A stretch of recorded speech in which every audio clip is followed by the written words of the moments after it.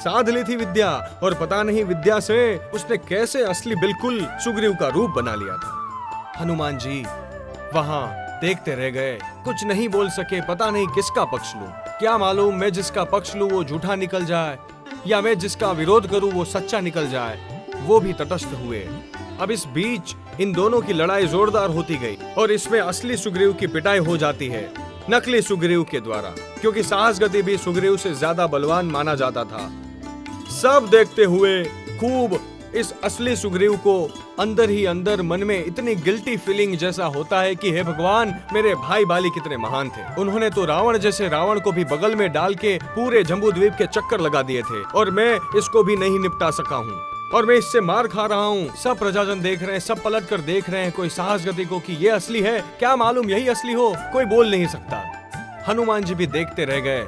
हनुमान जी आखिर चले गए। फिर चंद्रलक्ष्मी को विचार आया, अब क्या करूं? फिर सारा मंत्रिमंडल बैठा। बोले अब क्या? उनको याद आया, किसी ने सलाह दी। बोले पाताल लंका में जाओ, विराट के वहां पर राम और लक्ष्मण आए हैं, वो निश्चित कुछ करेंगे इसका हल निकालने के लिए। बोले राम लक्ष्मण को लेकर के आओ। रातों रात उन्होंने फिर वापस भेजा। दूसरे दिन रात के अंदर उसके दूत जाते हैं, विराट को जगाया, विराट से कहा ऐसी ऐसी बातें हैं। उसने बोला सुग्रीव को लाओ, विनंती करवाओ अभी हाल। और बाहर नगर के बाहर ये सुग्रीव ठहरा था, असली सच्चा सुग्रीव, और नकली सुग्रीव था अंतपुर के बाहर। महल के बाहर था नकली सुग्रीव, और नगर के बाहर था असली सुग्रीव। असली सुग्रीव ने रात को ये काम किया। अपने जो सैनिक उसके साथ हो गए थे, उन सैनिकों में से किसी दूत को भेजा। तो उन्होंने कहा आप जाओ, तो असली सुग्रीव जाता है। बोले प्रभु आप कुछ करो। राम लक्ष्मण उनके साथ आते हैं। बोले ठीक है हम चलते हैं। अभी तो हम कह नहीं सकते कि तू भी असली है कि नकली है, लेकिन वही जाकर के देखते हैं माजरा क्या है। दोनों आते हैं, राम लक्ष्मण विराट वगैरह सब आते हैं विमान में। उतने में सुग्रीव वहां आए, दोनों एक साथ में दोनों को देखा। अब राम लक्ष्मण भी दंग रह गए। बोले दोनों सुग्रीव है, इसमें से असली सुग्रीव कौन सा है? लेकिन रामचंद्र जी ने क्या किया? रामचंद्र जी के पास तो वज्रावर्त धनुष था, लक्ष्मण के पास अर्णवावर्त, रामचंद्र जी के पास वज्रावर्त, जो सीता के स्वयंवर के समय इन दोनों को मिले थे। ये बात अपने पिछले रविवार में आई थी। रामचंद्र जी ने उस धनुष को चढ़ाया, उसकी डोरी चढ़ाई और उसका टंकार किया। जैसे ही उसका टंकार हुआ, उसकी आवाज होती है कि वो नकली सुग्रीव के अंदर जो विद्या थी प्रतारणी, वो डर के भाग जाती है। वो डर कर भाग गई, तो उसका चेहरा सामने दिख गया, जो मुखौटा था वो उतर गया। तो वो साहस गति है ये तो। तब रामचंद्र जी को भयंकर गुस्सा आया। रामचंद्र जी को इतना क्रोध, क्योंकि अन्याय के सामने लड़ने वाले थे। रामचंद्र जी ने उसी वक्त उसके सामने देख के इतना गुस्सा किया कि हे पापी, तू परस्त्री गमन वाला, ये सच्चे को झूठा बना करके तू झूठा होकर के भी सच्चा बन करके अंतपुर में जाने की कोशिश कर रहा था। ले अब तू भी। उसी वक्त सबके सामने साहस गति को उन्होंने मार दिया। रामचंद्र जी ने साहस गति को खत्म कर दिया, तीर छोड़ा उसको वहीं खत्म कर दिया, और फिर सुग्रीव को वहां पर वापस राज्याभिषेक किया और वहां का राजा बना दिया। अब सुग्रीव तो इतने वो हो गए राम लक्ष्मण के, क्योंकि इतना महान उपकार। सुग्रीव की तो हालत खराब हो चुकी थी, और उसके अंदर रामचंद्र जी और लक्ष्मण की मदद से सुग्रीव को वापस राज्य मिला, पत्नी मिली, सब कुछ मिला, और दुश्मन का सफाया हुआ। सुग्रीव कहता है कि प्रभु अब आप ये राज्य संभालो। बोले नहीं, हमको किसी का राज्य नहीं चाहिए, ये राज्य तेरा है, तू संभाल। तो कि आप यहाँ विराजमान हो और मेरी 13 राजकुमारियां हैं, सभी आप ही ग्रहण करो। लेकिन रामचंद्र जी उसे भी नकार देते हैं। बोला पधारो महल में, तो कि नहीं, हम महल में भी नहीं आएंगे, बाहर ही रहेंगे। तो सुग्रीव बाहर उनके लिए महल बनवा देता है, सारी सुविधा व्यवस्था करवा देता है। तब राम लक्ष्मण कहते हैं कि भाई हमारी ये हालत है, हमको सीता की शोध कर दी।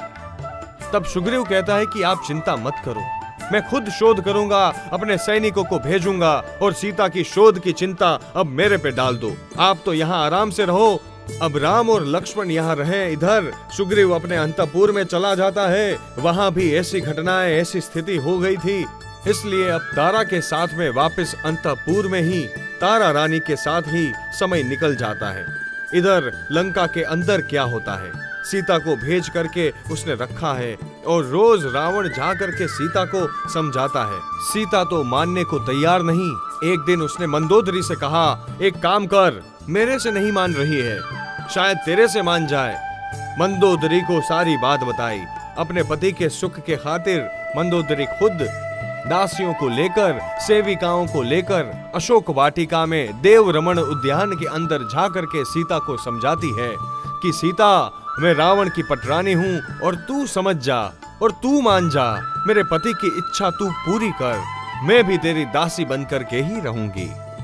क्या है राम के पास में, और मेरे पति को देखो, कितनी शोहरत है, कितना ऐश्वर्य है, 1000 विद्याओं का मालिक है, ये सब उसने सामने बताती है।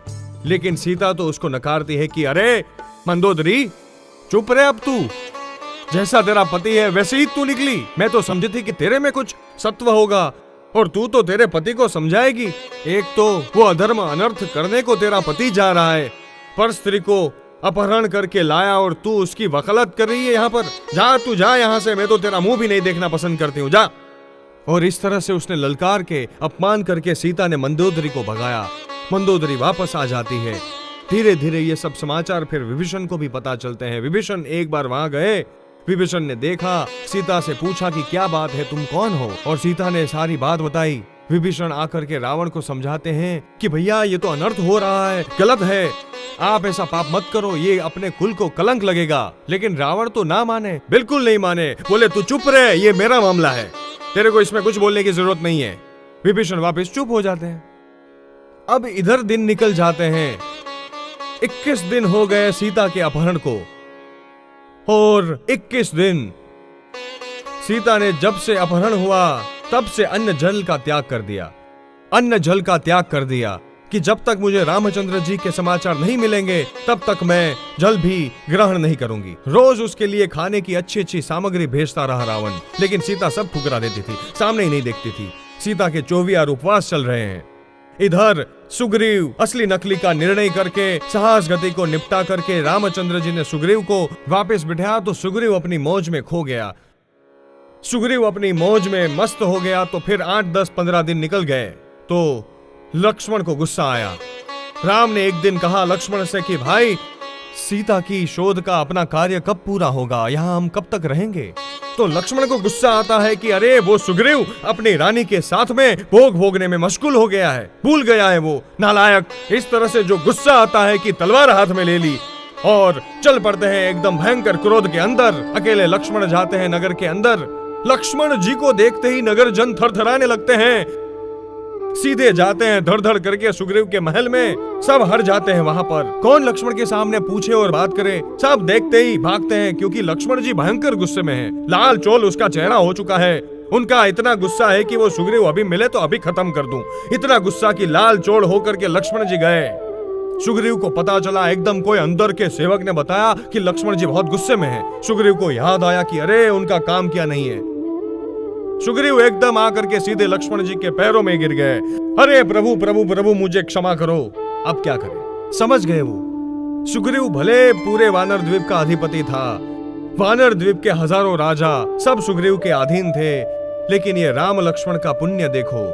लक्ष्मण जी के सामने सुग्रीव जाकर के एकदम उनके पैर पकड़ लेता है। प्रभु मुझे क्षमा करो, मैंने बहुत बड़ा अपराध किया है, मेरी बहुत बड़ी भूल। समझ गया कि क्यों गुस्से में आए हैं, कि मुझे काम सौंपा था मैंने नहीं किया था, कि मैं करूंगा, लेकिन मेरी रानी के साथ भोग विलास में डूबा हूँ, जा ही नहीं रहा हूँ मैं कहीं पे, बाहर ही नहीं निकल रहा हूँ मैं। वो समझ गया सुग्रीव की गलती हो गई है, मैंने बहुत बड़ी गलती कर दी है। और उसी वक्त लक्ष्मण के साथ वो बाहर आता है। रामचंद्र जी के भी सामने उनके पैर पकड़ता है, क्षमा याचना करता है, बोले मैं अभी जाता हूँ। वो उसी वक्त अपने सारे सैन्य को, सभी विद्याधरों को चारों तरफ भेजता है। और सभी को भेजने के बाद फिर सुग्रीव खुद भी जाता है तलाश करने के लिए कि मैं भी जाऊंगा, विमान लेकर के उड़ता हूं। तो उसको थोड़े आगे ही कहीं जाकर के रत्नझटी नाम का एक विद्याधर मिलता है। अब रत्नझटी विद्याधर ये भी सुग्रीव का पहचान का था। वो विद्याधर था, उसके पास विद्या शक्ति थी, वो भी विद्या शक्ति से उड़ सकता था। सुग्रीव ने देखा कि ये विद्याधर मेरे को देख करके क्यों बैठा है, खड़ा क्यों नहीं हो रहा है। वो उस तरफ विद्याधर क्या सोचता है, अरे ये सुग्रीव इधर क्यों, क्योंकि वैसे तो सुग्रीव रावण की गिरह का आदमी था। सुग्रीव, हनुमान, ये सब वैसे रावण की पार्टी वाले लोग थे। तो रत्नझटी ने सीता को रावण के साथ जाते हुए देखा था। वो समझे कि क्या मालूम ये सुग्रीव वहां मुझे मारने के लिए तो नहीं आया है, वो भी डर गया। लेकिन सुग्रीव नीचे उतरता है, उसके साथ बातचीत करता है। वो आता है, पूछता है कि भाई क्या हुआ है, तू ऐसे क्यों बैठा है। बोला रावण यहाँ से निकला था सीता को लेकर, मेरी भी विद्या शक्ति उसने हरण कर ली है, तो अब मैं नीचे ही बैठा हूँ, चल भी नहीं सकता हूँ। वो पंगु बन गया था। सुग्रीव ने पूछा कि सीता को कौन ले गया, तो बोले रावण ले गया। तूने देखा है, मेरी नजरों से मैंने देखा है कि मेरी आंखों से उसके विमान में, और सीता चिल्ला रही थी, रो रही थी, चीख रही थी कि मुझे छोड़ो, मुझे छोड़ो। लेकिन सीता का अपहरण करके रावण ले गया। बस पता चल गया, बात खत्म। सुग्रीव वापस आ जाते हैं रामचंद्र जी के पास। रामचंद्र जी को तो बस यही तलाश करवानी थी। रामचंद्र जी को पता चला फौरन। अब ये विचार करो कि सीता के पास क्या करें। लक्ष्मण को तो इतना गुस्सा आता है कि अभी जाता हूं, उस रावण के बच्चे का काम निपटा डालूं। क्योंकि लक्ष्मण को तो इतना अपने बल पर विश्वास था, इतना उनको कॉन्फिडेंस फुल कि मैंने तो एक बार 14,000 को एक साथ निपटा दिया, तो रावण क्या है, मैं अभी जाता हूं। बोले कि नहीं नहीं, इसे मत भेजो, वहां सब विद्याधर मिलते हैं, सब विद्याधर मिलते हैं। और उस वक्त सारी उसके अंदर एक विद्याधर जांबुवन करके था, बहुत विचक्षण, बहुत बुद्धिशाली। उसने कहा ठहरो, रावण के साथ बात भिड़ना कोई आसान बात नहीं है। आप कितने ही बलवान हो और कितना भी सैन्य क्यों न इकट्ठा कर लो, मगर रावण तो रावण है। रावण के पास तो गजब की शक्तियां हैं, 1000 सिद्धियां हैं, विद्याएं हैं, और भी न जाने क्या क्या है रावण के पास। लक्ष्मण जी को कहा कि भैया तुमको नहीं पता है ये सब। नहीं नहीं नहीं, एकदम जल्दबाजी नहीं करें। फिर जांबवन आगे कहते हैं कि मैंने ज्ञानी गुरु भगवंत के मुंह से सुना था कि रावण को कौन मार सकता है। बोले रावण को वही मार सकता है जो कोटिशिला को उठा सकता है। कोटिशिला मतलब क्या? कोटिशिला तो वही होती है वैताढ़्य पर्वत के वहां पर कि जिस पर सभी चक्रवर्ती अपने नाम लिखते हैं। हिमालय पर्वत से भी बड़ी होती है। रावण ने तो हिमालय पर्वत उठाया, तो रावण को मारने वाला तो उससे भी बड़ी चीज को उठाए, वही होना चाहिए ना। और इसीलिए शायद कोई गुरु भगवंत ने बताया होगा, तो जांबवन ने सुना होगा कोई अनल वीर्य नाम के ज्ञानी गुरु भगवंत के प्रवचन में कि प्रति वासुदेव को वही खत्म करता है वासुदेव, और वासुदेव वही होता है जो कोटिशिला को उठा सकता है। तो उसने सबके सामने बात रखी। राम लक्ष्मण तैयार हो गए। लक्ष्मण कहता है कि चलो मैं अभी उठा लेता हूँ कोटिशिला। सबके सब सुग्रीव, हनुमान, ये वो सब जाते हैं कोटिशिला के पास, और कोटिशिला के पास खड़े हैं, और सबके देखते ही लक्ष्मण एक हाथ के अंदर ही कोटिशिला पूरी उठा लेते हैं। इतने बलवान कोटिशिला को उठा लिया, और बस फिर सब बिल्कुल साफ हो गया कि नहीं, लक्ष्मण निश्चिंत रावण को मार सकते हैं। अब उसके बाद अब क्या करना था, तो कि अभी चले। बोले नहीं, पहले एक काम, राजाओं की भी एक नीतियां होती थी। बोले ऐसे युद्ध नहीं करना है, पहले उसको समझाओ। मान जाता है तो अच्छी बात है। महाभारत का युद्ध तब हुआ, ऐसे ही कोई श्री कृष्ण ने अर्जुन को उश्केरा नहीं, जा लड़ ले दुर्योधन से। उन्होंने तो कई बार जाकर के दुर्योधन को समझाया कि तू मान जा, तू मान जा, भले ही तू 5 गांव दे दे, राज्य मत दे, चल 5 पांडवों को एक एक गांव दे दे। लेकिन दुर्योधन बोले गांव क्या, सुई की नोक जितने भी जगह नहीं मिलेगी। उनको लेना हो तो तलवार की धार पर आकर ले, तलवार से लड़े तभी होगा। तब जाकर के श्री कृष्ण ने अर्जुन को युद्ध करने के लिए प्रेरित किया। बस यहाँ भी सुग्रीव वगैरह ने यही सलाह दी। बोले अपन ऐसा करते हैं, एक दूत को भेजते हैं। अब दूत को किसको भेजे, तो दूत भी ऐसा होना चाहिए। तो सब की जो पसंदगी थी वो हनुमान जी बनते हैं। हनुमान जी भी वही थे। विराज, सुग्रीव और भी नल नील जो भी उनके सब साथ में थे, वानर सेना के थे। सब ने कहा हनुमान को ही भेजो, सब में पराक्रमी हनुमान ही है, वो ही ये सब काम करके आएंगे। सीता की पहले खोज करके पक्का कर ले। रावण ही सीता को ले गया है, कहाँ रखा है, क्या है, कैसी हालात में है, लंका का क्या वातावरण है, सब देख करके आए और फिर अपन चढ़ाई करते हैं। इस प्रकार से अब ये सारी तैयारी के साथ तो हनुमान जी निकलते हैं। अब हनुमान जी निकलते हैं लंका जाने के लिए। लंका जाने के लिए हनुमान जी निकलते हैं। रास्ते में महेंद्रपुर नगर आता है। महेंद्रपुर यानी कि हनुमान की माता अंजना सुंदरी का मायका। महेंद्रपुर के राजा महेंद्र राजा थे हनुमान जी के नाना। उनका बेटा प्रसन्न कीर्ति जो युवराज था वहां पर, वो महेंद्र राजा थे। वहां पर प्रसन्न कीर्ति जो हनुमान जी के मामा। अब उस नगर में से निकले तो हनुमान जी को भी जरा दुख लगा। बोले, मेरी मां को इन लोगों ने इतना दुख दिया था, गर्भावस्था के अंदर घर में आने नहीं दिया था। मेरे पिता ने तो उनके साथ ऐसा किया मां के साथ, लेकिन मामा और नाना ने भी मां की हालत खराब की। आज इनको मैं बता दूं कि उस मां का बेटा कैसा है। अकेले हनुमान जी ने उन पर चढ़ाई कर दी। महेंद्रपुर के राज्य पर सारे सैनिकों को उठापटक मचा दी। उन्होंने जाके तहस नहस करना चालू किया तो महेंद्र राजा प्रसन्न कीर्ति दोनों अपने पूरे विशाल सैन्य के साथ बाहर जाते हैं। अकेले हनुमान जी और पूरा सैन्य महेंद्र राजा का, लेकिन पूरे सैन्य को धड़ाधड़ कंपवाना शुरू कर दिया। उनको था कि इनको खाली शक्ति दिखानी थी। हनुमान जी युद्ध में मारामारी के लिए नहीं गए थे। हनुमान जी को तो एक शक्ति प्रदर्शन करना था कि इनको पता चल जाए कि मेरी बेटी अंजना का बेटा कौन है। तो शक्ति प्रदर्शन उन्होंने इस तरकीब से यूं कर डाला कि कोई भी जानहानि नहीं की और सबके शस्त्र टूटते जाए और सब शस्त्रविहीन होते जाए और सब निशस्त्र होते जाए। रास्ते पूरे भर दिए। एक एक पराक्रम ऐसे कि बिना मारे सबको, और अंत में प्रसन्न कीर्ति मामा और नाना महेंद्र दोनों को बांध करके शरण। अब दोनों घबराए कि गजब हो गई, ये अकेला कौन है ये। वो तो शरण में आ गए, लेकिन वो उसी वक्त उनके दोनों के पैर पकड़ते हैं। हनुमान जी, नाना आपने मुझे पहचाना नहीं, मामा साहब आपने भी मुझे नहीं पहचाना। मैं आपकी बहन अंजना सुंदरी का बेटा हनुमान हूँ। ओहो, नहीं पहचान सका तुझे हनुमान। तब तो उसे छाती से लगाते हैं। महेंद्र राजा, हमारी अंजना का बेटा है ये प्रसन्न कीर्ति। इनको इतनी खुशी होती है, इतनी खुशी की ओहो, उसने सुनाया कि बेटे हमारी भूल हो गई, तेरी माँ के साथ मैंने बोले इसलिए आज आया था। मैं तो जा रहा हूँ रामचंद्र जी के काम से, सीता की शोध करने के लिए लंका जा रहा हूँ, लेकिन रास्ते में ही आपका नगर आया तो मुझे कौन जाने ऐसे विचार आ गए कि मेरे मामा को भी पर्चा दिखा दूं, ताकि मेरे को भी आपसे कोई दुश्मनी नहीं है। कैसे कैसे लड़ना है लड़िए, जादव की तरह दुश्मनी नहीं।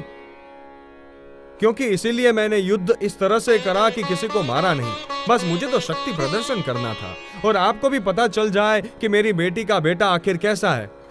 और फिर उसने सारी बात बताई। उन्होंने कहा कि बेटा देर मत कर, तू जल्दी जा लंका और तू रामचंद्र जी का काम कर और हम भी उनके पास पहुंचते हैं। महेंद्र राजा और ये प्रसन्न कीर्ति ये सब सैन्य के साथ रामचंद्र जी के पास पहुंचते हैं। इधर ये हनुमान जी अब वहां से आगे बढ़ते हैं। समुद्र के अंदर चल रहा है कि भाई लंका कहाँ है। दक्षिण के अंदर समुद्र में लंका दक्षिण में थी और अयोध्या उधर है उत्तर पूर्व के अंदर, और इधर से वो पूरे निकल रहे हैं लंका के लिए। तो अब समुद्र को क्रॉस करना है, समुद्र में चलना है। तो समुद्र में लंका के पहले एक दधिमुख नाम का द्वीप आता है, दधिमुख द्वीप। और उस दधिमुख द्वीप के अंदर अब हनुमान जी लंका की ओर आगे बढ़ते हैं। दधिमुख द्वीप से आगे चलने पर लंका के पास एक शालिका नाम की विद्या उनके सामने आती है। और वो शालिका विद्या मतलब कोई एक ऐसी विद्या देवी थी कि जिसके पास विद्या शक्ति थी। वो उससे मुठभेड़ करती है, उसको खाने के लिए उसके सामने आ जाती है, खाने के लिए सामने आती है मुंह फाड़ के। वो राक्षसी थी, व्यंतर निकाय की देवी थी। हनुमान जी ने भी उनके साथ भी एक खेल खेला। बोले ठीक है तू मुझे खा ही ले, मैं आता हूँ तेरे पास। हो गई खुश। सामने से हनुमान जी अपनी गदा सहित उसके मुंह में चले गए। ये जो अन्य रामायण में बात आती है कि सूर्य को उन्होंने मुंह में भर लिया। वाल्मीकि और तुलसी के रामायण में हनुमान जी आकाश में चले गए, सूर्य को अपने मुंह में भर लिया और अंधेरा हो गया था सृष्टि पर। जैन रामायण में ये बात नहीं आती है, लेकिन ये शालिका करके एक महाविकराल राक्षसी थी, कोई देवी व्यंतरी। और इस व्यंतरी ने हनुमान जी को रास्ते में रोका, रास्ते का पत्थर बनी। तो हनुमान जी इस देवी को एकदम वहां पर इस व्यंतरी के सामने चले गए और उसके मुंह में अंदर जाकर के गदा से उसका पेट फाड़ डाला और बाहर निकल गए और राक्षसी को खत्म कर दिया।